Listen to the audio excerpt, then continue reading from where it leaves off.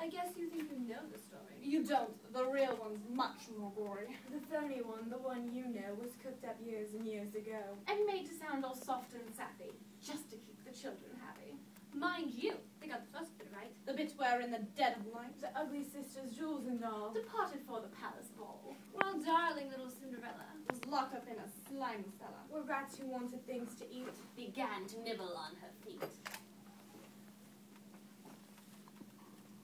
Hello, I'm Samantha Sexton. I'm Emily Pratt, I'm Hailey and Emma. and I'm Emma Wilbur, and this is Roald Dahl's Cinderella.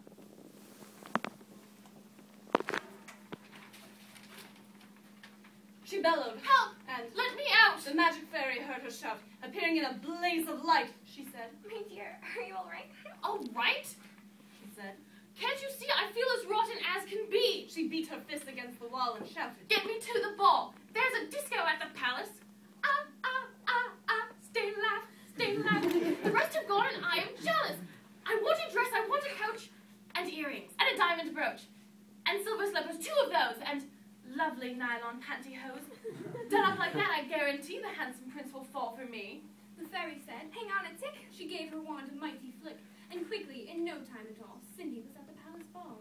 It made the ugly sisters wince to see her dancing with the prince.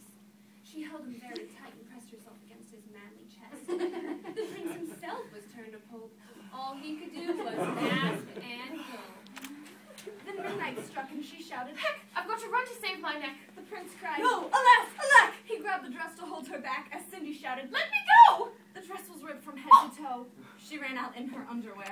Facebook picture. On the stair. The prince was on it like a dart. He pressed it to his pounding heart. "The girl this slipper fits," he cried. "Tomorrow morn shall be my bride. I'll visit every house in town until I track the beating down."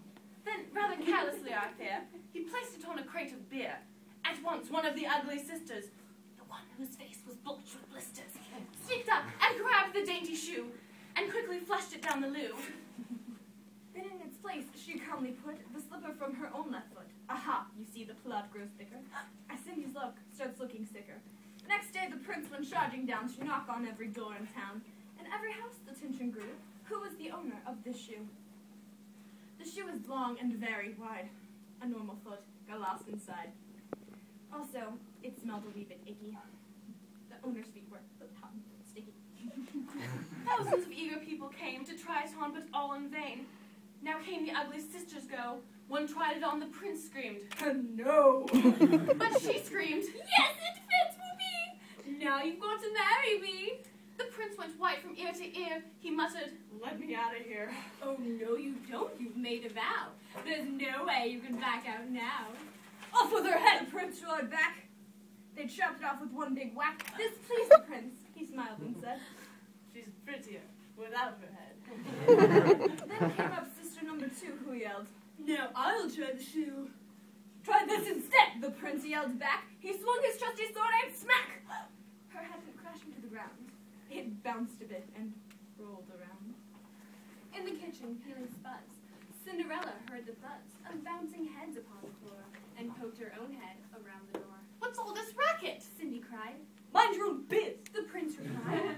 Poor Cindy, her heart was torn to shreds. "My prince," She thought, he chops off heads. How could I marry anyone who does that sort of thing for fun? the prince cried. "Who's this dirty slut? Off with her nut! Off with her nut!"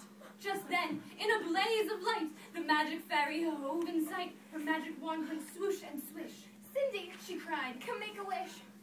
Wish anything and have no doubt that I will make it come about. Cindy answered, "Oh, kind fairy, this time I shall be more wary. No more princes, no more money. I have had my taste of honey. I'm wishing for a decent man. They're hard to find. Do you think you can?" I think I can.